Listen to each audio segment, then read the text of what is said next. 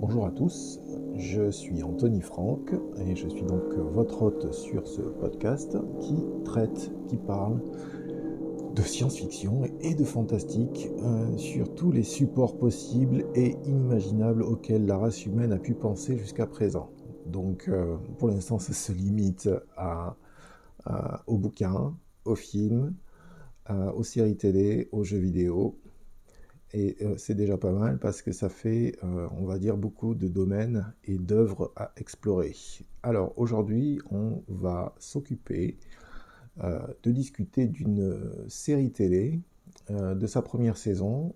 Euh, donc c'est pas quelque chose de récent puisqu'il s'agit de Battlestar Galactica qui est la version de 2003, qui est d'ores et déjà un remake d'une mini-série américaine fin des années 70.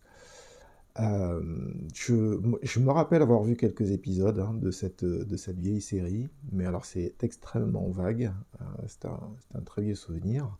Bon, comme j'étais relativement jeune à l'époque, bien sûr, c'était pas trop compliqué d'apprécier, surtout qu'il y avait quelques jouets qui correspondaient aux vaisseaux spatiaux, etc. Donc, bon, c'était l'époque de Star Wars, donc vous comprendrez, enfin, quand Star Wars est sorti, donc vous comprendrez que l'intérêt pour un jeune garçon de 10 ans ou moins, c'était forcément là.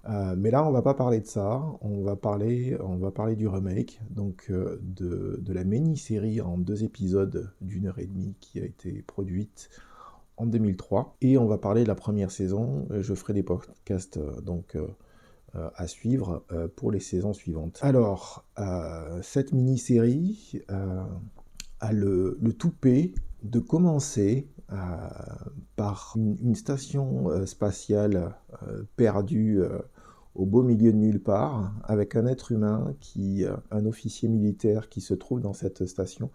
C'est encore une fois, enfin, si, comme je l'ai certainement dit dans des épisodes précédents, il ne s'agit pas de vous raconter tout, hein. Il s'agit juste de vous expliquer les prémices et ce que j'ai retenu de la série en question et de l'impression que ça m'a laissé, en tout cas et des thématiques sur lesquelles se base la narration et les jeux d'acteurs, parfois assez intéressants que l'on peut admirer, on va dire, et observer. Ce qui m'a fait, après coup, en fait, finalement, doucement, un petit peu fait marrer, c'est que euh, vous avez en gros la rencontre entre un officier militaire et une représentante des Cylons, qui donc sont des intelligences artificielles que l'humanité a créées, et ces intelligences artificielles se sont rebellées. Et là, il s'avère que cette intelligence artificielle en question, elle a forme humaine, et c'est une très jolie blonde qui vient à la rencontre de cet officier, qui lui demande s'il est en vie. Et lui, bien sûr, répond oui. C'est évident que je suis en vie. Et elle lui demande de le prouver et ils s'embrassent. Voilà. Donc, et on va dire que le quiproquo et que l'incompréhension entre les Cylons et les êtres humains, finalement, on pourrait s'arrêter là parce que tout est expliqué finalement dans ce court dialogue. Donc j'avais trouvé ça assez osé de démarrer de cette manière-là, parce que finalement, comme je l'ai dit, je crois précédemment, on aurait pu s'arrêter à ce moment-là et puis passer à autre chose. Mais non, c'est développé un peu plus. Et on pourrait dire de cette... et c'est pas innocent aussi de le dire de cette manière-là, mais on pourrait dire de cette série que c'est une tragédie grecque. Sachant que l'humanité tout entière est l'objet simplement d'une attaque par ces intelligences artificielles, donc ces fameux Cylons. Donc la société humaine dans Battlestar Galactica, en fait, s'est étendue sur 12 planètes environ, qui ne sont pas nécessairement... On ne sait pas si elles sont dans le même système solaire ou pas d'ailleurs, je ne me rappelle plus. Je pense que non, en fait, ce sont des planètes qui sont éparpillées sur différents systèmes solaires, donc je suppose selon la viabilité d'avoir une colonie humaine sur les systèmes en question. Mine de rien, ce que font les Cylons, et là c'est pareil, c'est pas du tout une découverte pour ceux qui n'ont pas vu la série. Je pense que vous regardez n'importe quel trailer, de toute façon c'est indiqué, c'est que donc ces fameux Cylons envahissent en fait, n'envahissent pas exactement les 12 colonies, mais décident de les attaquer tout en même temps et finissent donc par détruire l'essentiel de l'humanité, donc plusieurs milliards d'individus qui se trouvent sur les planètes, sur ces fameuses planètes. Et finalement, non, enfin, c'est énorme. Quelque part, vous démarrez une série qui est assez différente, si je me souviens bien, de la première incarnation de Battlestar Galactica, où on voyait des vaisseaux Cylon qui détruisaient quelques bâtiments, quelques colonies, pas planétaires, mais quelques endroits en particulier, mais on voyait pas, la destruction n'était pas aussi vaste finalement que là, lorsque ça a été décidé pour ce remake. Mais là, on est vraiment dans une tragédie gréco-romaine où la destruction quasi absolue de l'humanité a lieu. Donc déjà, vous imaginez quand vous commencez une série comme ça, quand vous regardez quelque chose comme ça, je veux dire, d'ores et déjà, d'entrée de jeu, takes, diraient les Américains, mais les enjeux sont énormes. Et en fait, les enjeux sont énormes finalement pour les survivants. Et les survivants se trouvent dans l'espace, pour l'essentiel. Donc ils sont répartis sur différents vaisseaux spatiaux. Mais bon, c'est pas tant le fait de raconter ce qui leur arrive qui m'intéresse, c'est finalement, ce qui m'intéresse moi, c'est de parler justement de ces survivants et qu'est-ce qui se produit intérieurement chez ces personnes-là. Parce qu'imaginez-vous entendre parler des trois quarts de la destruction de la planète sur laquelle nous vivons, mais vous d'être encore vivant, et d'être éventuellement encore vivant, et de se rendre compte qu'il va falloir peut-être se battre pour votre propre survie et celle de vos proches. Donc ça, c'est très... ça vous cloue un peu au siège, hein. Il faut être honnête, c'est que c'est pas léger.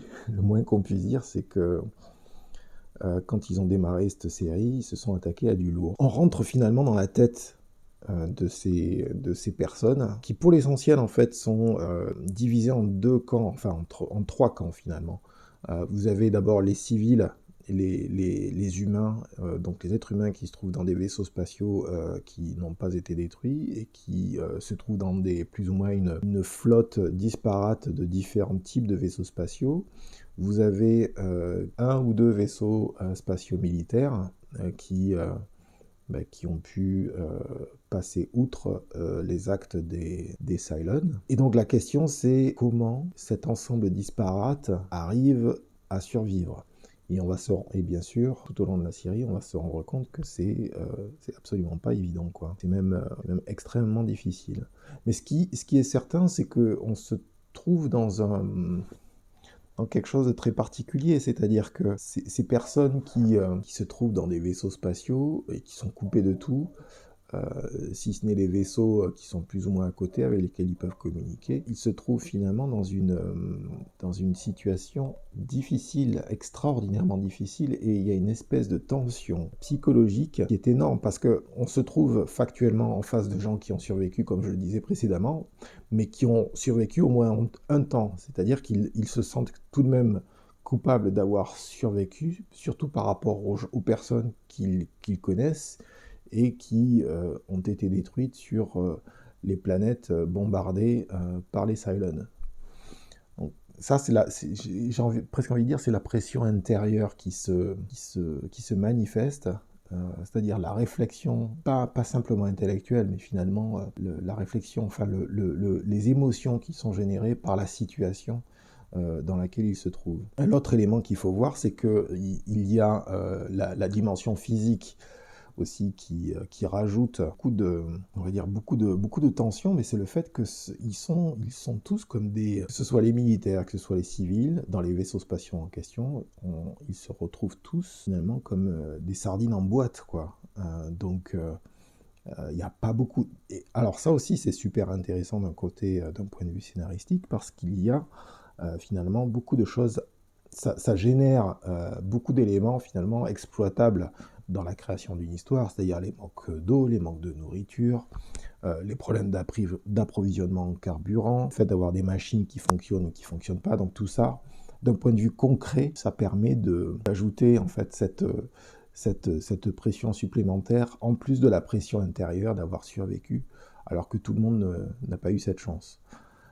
Ça donne parfois des scènes, certaines tendances à utiliser des superlatifs, qu'il faudrait que j'arrête, mais mine de rien, c'est pourtant vrai, ça génère des moments de tension qui sont vraiment très particuliers. Les décisionnaires, on va dire, parce qu'à un moment donné, vous avez besoin de leaders, donc qu'ils soient des leaders légaux ou pas, mais qui se retrouvent dans une situation où ils peuvent abandonner, enfin, ils doivent faire un choix entre abandonner des vaisseaux qui ne peuvent pas se déplacer comme eux. Ça permet en fait de mesurer les sacrifices qui sont à effectuer, ne serait-ce que pour survivre.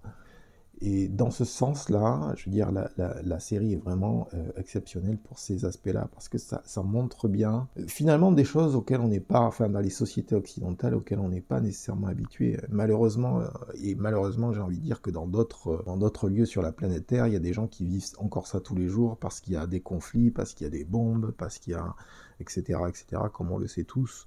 On n'est pas dans un monde de bisounours, quoi. C'est la tension est encore présente. C'est toujours, d'ailleurs, c'est très bien, je pense, de le revoir parce que la série s'est arrêtée vers 2010 à peu près.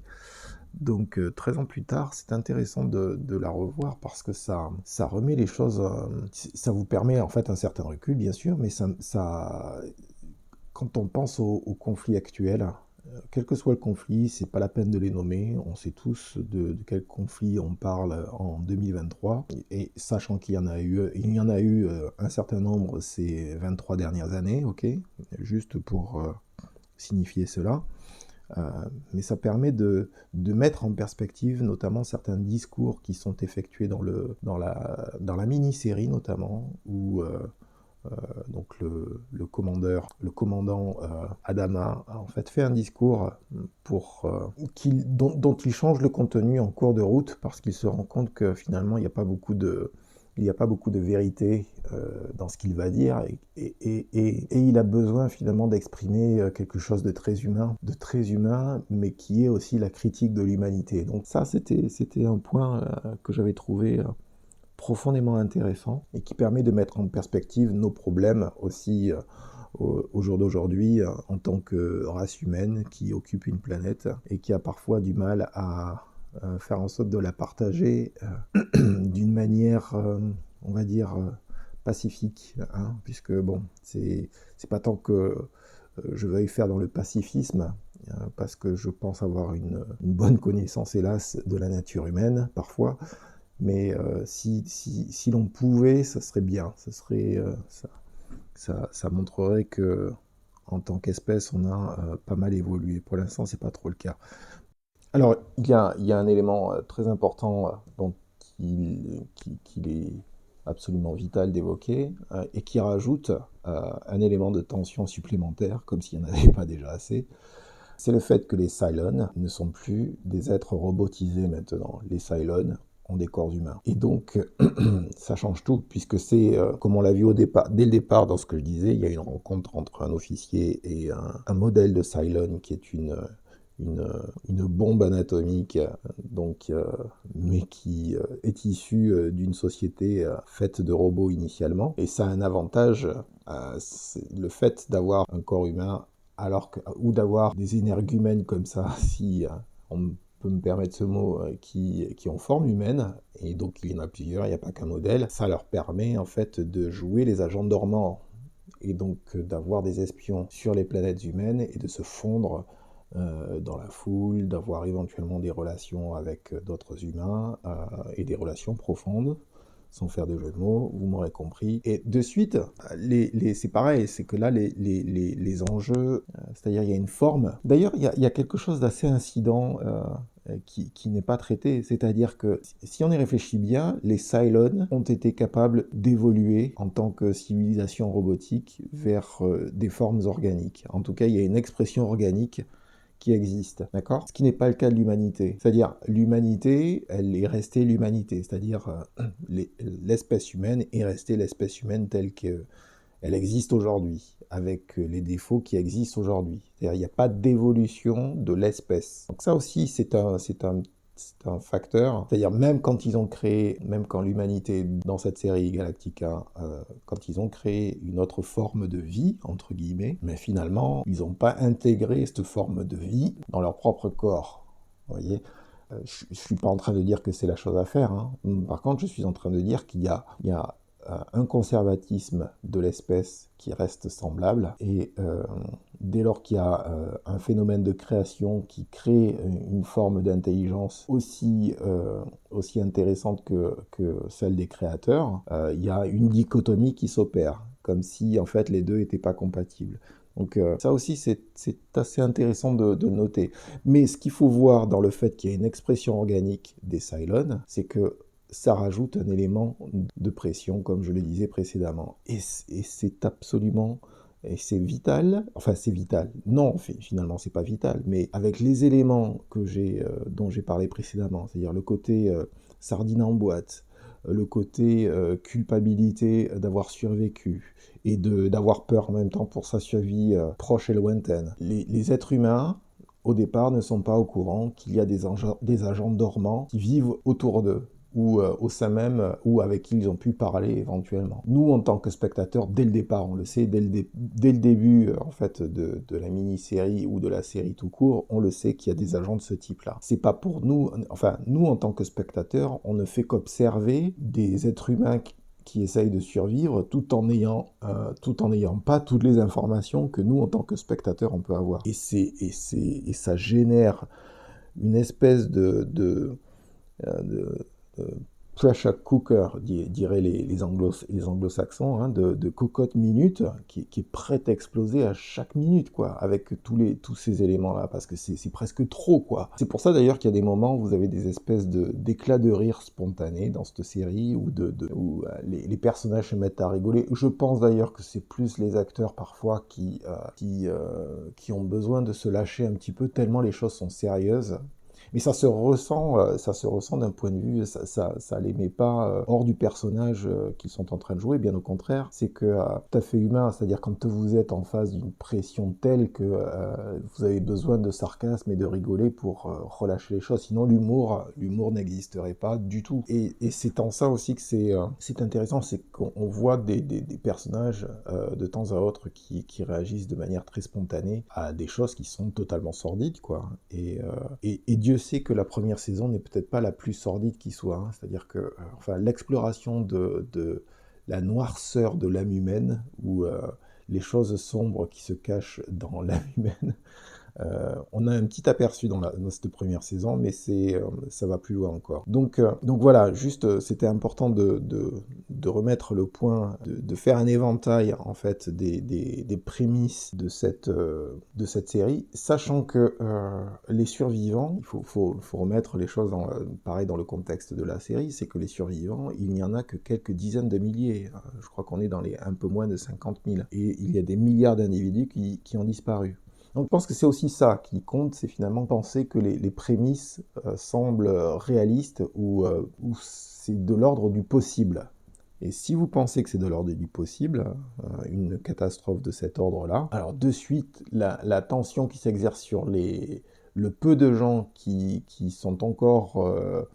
qui peuvent encore ressentir, avoir des émotions, etc., et donc vivre, ou survivre plutôt, on se met d'autant plus dans leur situation qu'elle est exceptionnelle, quoi. Donc je pense que c'est ça aussi qui faisait la qualité de la série, c'est que c'est pas quelque chose qu'on doit affronter éventuellement tous les jours, sauf si vous êtes dans des métiers militaires ou dans des zones de conflit, que vous êtes un civil et que vous avez malheureusement soit vécu des choses atroces ou difficiles, alors, en tout cas des choses traumatisantes. Mais là en effet, d'un point de vue de spectateur, c'est comme si on ouvrait une petite fenêtre sur ces choses-là en disant: et attention, l'univers, il n'est pas juste de la guimauve et des fraises, quoi. Et avec de la chantilly, hein, il y a d'autres choses, quoi. Bon, je le savais déjà, hein, donc j'ai pas personnellement de soucis particuliers pour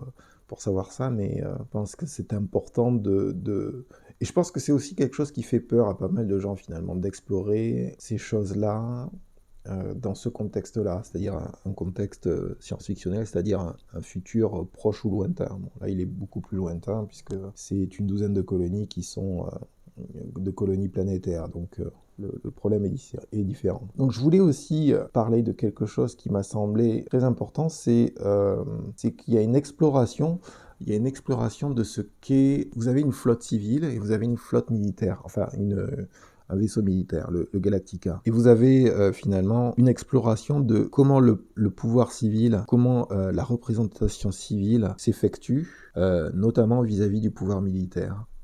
D'un pouvoir militaire qui se considère en temps de guerre puisqu'une attaque a été effectuée.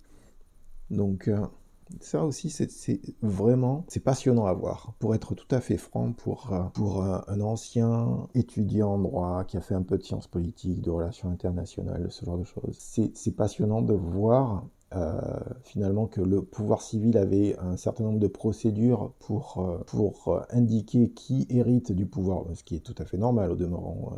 Je veux dire...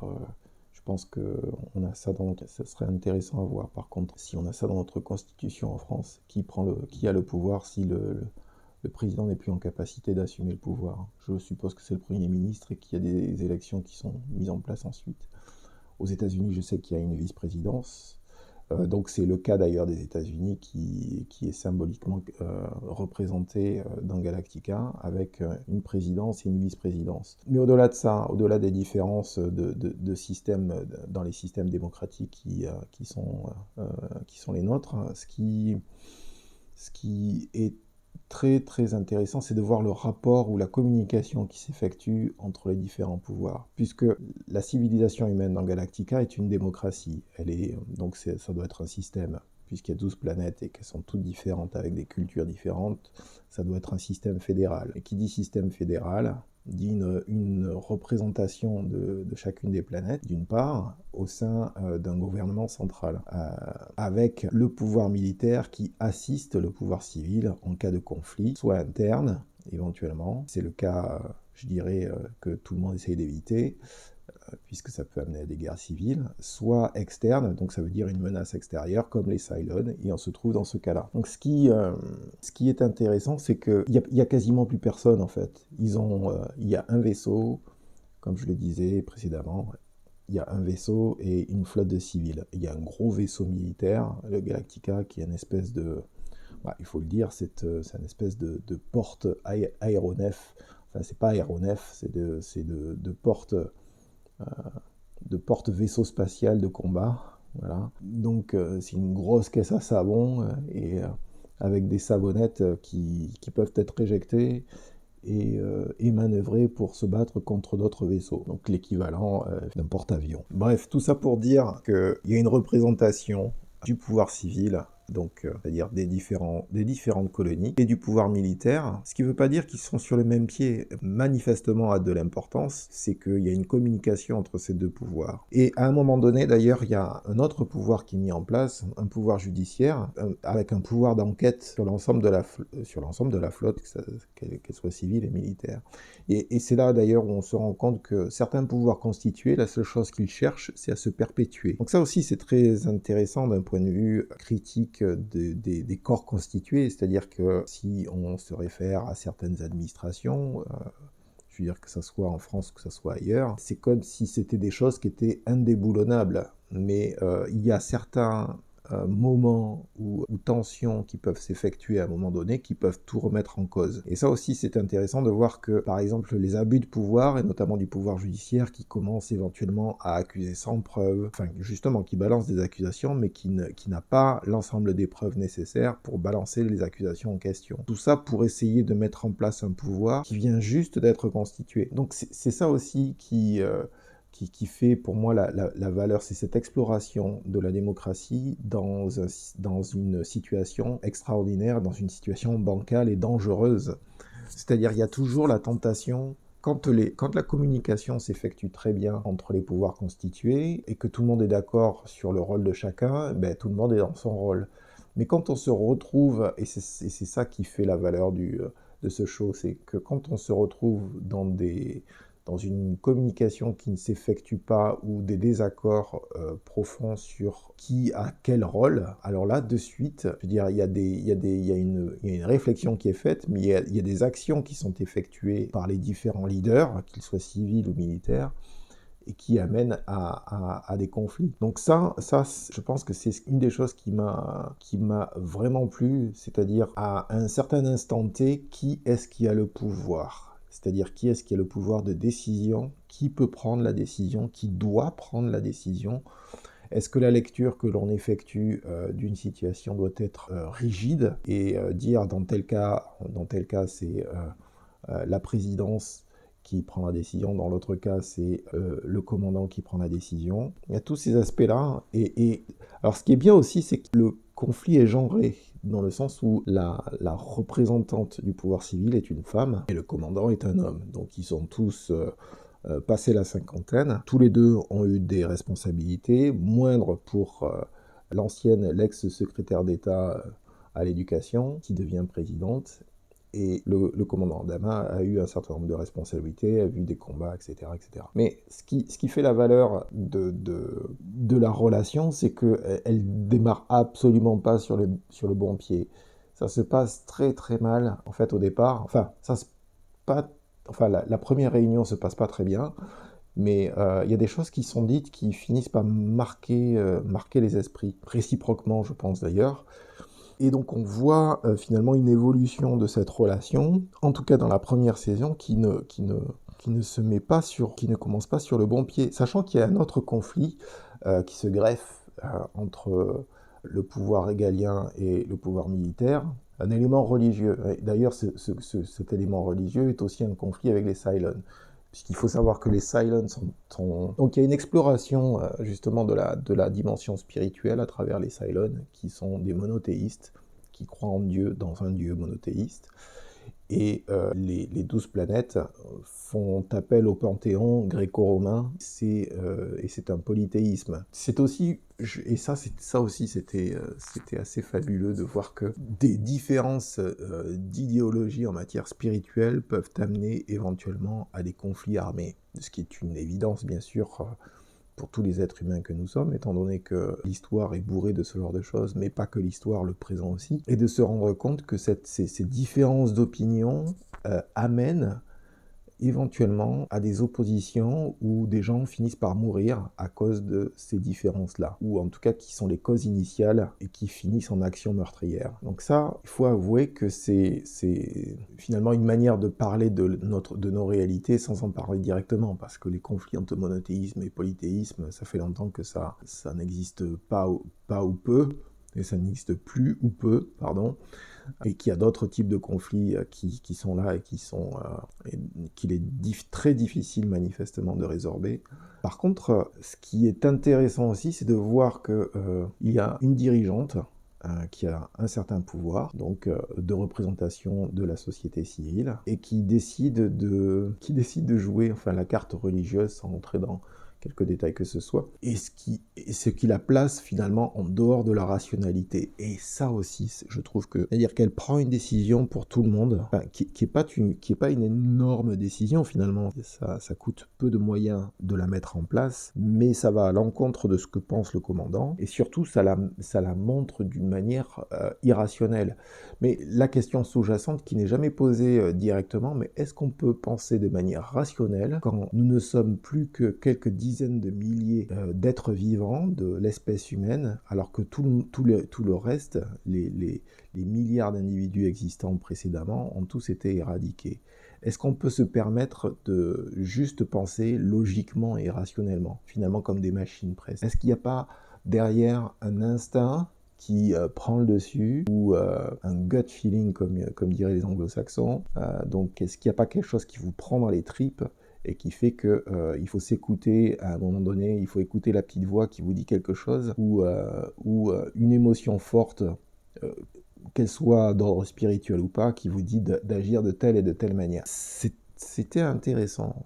C'était pas inintéressant en tout cas de mettre ça dans cette série, parce que ça permet finalement de se poser la question de ce sentiment spirituel, de cette émotion-là, de quelle manière elle peut s'exprimer dans des moments difficiles pour chaque individu. Donc ça, j'ai trouvé cette exploration qu'elle valait la peine, mais ça met en effet les deux pouvoirs en porte-à-faux l'un vis-à-vis de l'autre finalement, et les décisions qui sont prises sont pas toujours, elles peuvent paraître justifiées de part et d'autre en fait, mais elles sont pas toujours très valables finalement. Le commandant, il a besoin d'accepter ou de refuser quelque chose qui est à sa portée et qui ne demande pas énormément de ressources. Et que si finalement le gain qu'il récupère est plus important que la dépense qui est effectuée, c'est-à-dire même s'il y a un sacrifice en termes de ressources matérielles et humaines, finalement ça vaut le coup de prendre le risque dans le sens où il y a peu d'éléments qui sont engagés. Le risque, en fait, est plus pour la personne qui fait le choix spirituel et qui décide de suivre une forme de guide spirituel qui se retrouve dans leurs livres, dans les légendes qui sont racontées vis-à-vis des 12 colonies. Ça met vraiment, en fait, l'esprit humain sous observation, c'est-à-dire toute cette pression qui s'exerce sur ces boîtes à sardines, qu'elles soient plus ou moins grandes, avec des agents dormants, avec des problèmes psychologiques intérieurs qui vont se manifester ou qui se manifestent, fait que tout d'un coup, il y a le spirituel et le religieux qui réapparaît. Alors peut-être pas pour tout le monde, mais en tout cas pour certains. Et ce qu'il faut voir aussi, c'est que les gens qui finalement n'écoutent pas leur petite voix de cet ordre-là, il y a une forme de dépression et une forme de mal-être intérieur qui prend le pas, parce que les difficultés sont telles que ça devient compliqué de se surpasser par rapport aux défis qui sont posés en termes de survie, au jour le jour, en termes de volonté de continuer à vivre, etc. C'était intéressant de voir les conflits potentiels, latents, possibles, qui ont lieu entre le pouvoir civil et le pouvoir militaire, sachant que à un moment donné, le pouvoir militaire prend, parce qu'il a les moyens et parce qu'il a le pouvoir, il a la capacité à utiliser la force, prend le pas, et donc pendant un temps, on n'est plus en face d'une démocratie, on est en face d'une dictature militaire. Hein. J'ai cru comprendre que dans mon pays, c'était quelque chose qui intéressait, c'était une idée qui était balancée à plusieurs reprises, que c'était ce qu'il faudrait pour remettre les choses en place. Mais je pense que les gens ne comprennent pas nécessairement ce que ça veut dire, une dictature militaire, avec ce que cela suppose de dérapage et d'utilisation de la force, et de la force, je dirais, meurtrière, hein, dans des cas où elle n'a pas nécessairement lieu d'être, ni lieu d'être utilisé. Donc ça, c'était... alors s'il y a une exploration, et d'ailleurs c'est là où je pense qu'on commence à vraiment rentrer dans le vif du sujet. Qu'est-ce que le fait de vouloir mettre en place une démocratie signifie, ou de garder une institution démocratique dans un contexte de survie extrêmement difficile, ce qui suppose que les décisions ne sont pas toujours prises rapidement, mais qu'elles sont prises quand même. Qu'est-ce que cela suppose si le pouvoir militaire prend à la place du pouvoir civil? De quelle manière il a tendance à réagir? Et il faut comprendre qu'il réagit en fonction des procédures qui ont été apprises par l'ensemble des éléments, donc l'ensemble des individus qui forment ces corps de métier, et qui ne font pas nécessairement les choses comme on le fait en termes justement démocratiques. Donc la tyrannie militaire, c'est des choses qui ont existé dans le passé de l'humanité à plusieurs reprises, même encore il y a très peu de temps. Je pense que ça existe plus ou moins encore, sans rentrer encore une fois dans les détails pour nommer tel ou tel individu, mais juste pour dire que ça existe. Et c'est ça, je trouve, cette exploration de ces phénomènes politiques qui me semble très important pour en tout cas les systèmes démocratiques dans lesquels nous avons vécu, c'est-à-dire que les dérapages sont possibles, et le fait de voir que un pouvoir militaire décide de prendre le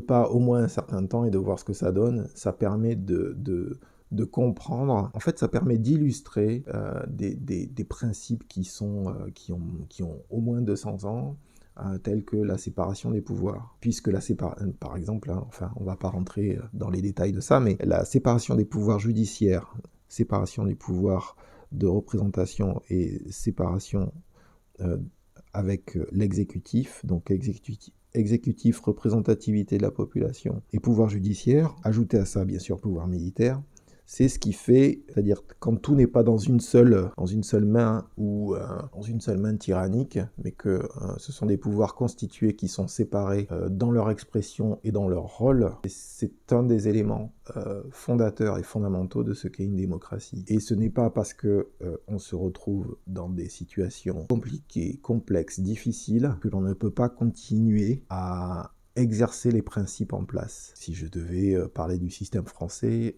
légiférer à coup de 49.3, c'est un peu délicat dans un système démocratique. Parce que si on le fait systématiquement, ça veut dire qu'on la séparation des pouvoirs n'est pas quelque chose qui est respecté. Ça veut dire qu'on essaye systématiquement d'essayer de passer en force. Certes, avec une contrepartie qui est que le gouvernement peut être renversé, mais changer de gouvernement ne signifie pas nécessairement retrouver un équilibre. Donc c'est une forme de chantage politique en gros.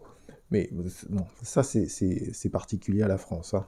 Je suppose que dans le système démocratique américain, il y a d'autres formes de pression qui s'exercent également, bien sûr. Mais je tenais à parler de ces éléments parce que finalement c'est l'ensemble de la saison qui fonctionne comme ça. Vous avez tous les éléments de survie, on va dire pour la première moitié de la saison, où la difficulté de la survie, la compréhension de ce que sont devenus, de quelle manière ont évolué les Cylons, et les conflits internes à la société humaine, où 45 000 personnes à peu près, ou 49 000, 50 000 essayent de survivre, et ont beaucoup de difficultés à le faire, et parfois il y a des choses qui surgissent de l'esprit humain, qui peuvent finalement passer pour être de la folie passagère, mais qui n'en sont peut-être pas. C'est comme la personne, enfin je sais pas, c'est un peu comme une personne qui est inspirée pour faire telle chose, alors que tous les gens autour d'elle lui disent de pas le faire, par exemple. La personne peut être mal inspirée, mais elle peut être bien inspirée aussi sans que les autres le sachent. C'est aussi un des facteurs, un des éléments de la démocratie, c'est-à-dire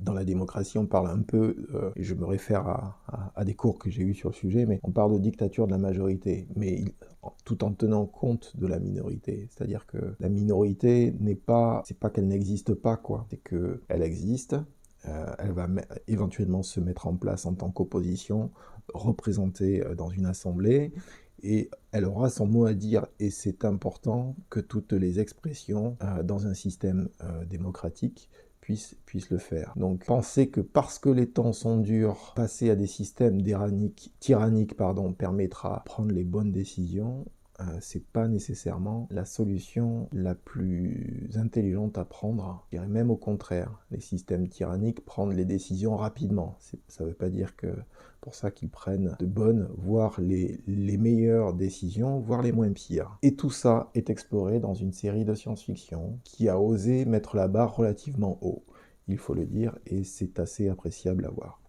Voilà, donc j'espère que j'aurai fait un petit tour qui vous aura intéressé. C'était l'objectif. Je pense que c'est vraiment une série qu'il faut avoir vue parce que, et je pense que 12-13 ans après, voire 14 ans après, c'est encore plus le cas. Donc je vous dis au prochain numéro. La semaine prochaine, cette fois-ci, je pense que nous traiterons d'un jeu vidéo. Et je vous dis donc à très bientôt. Au revoir.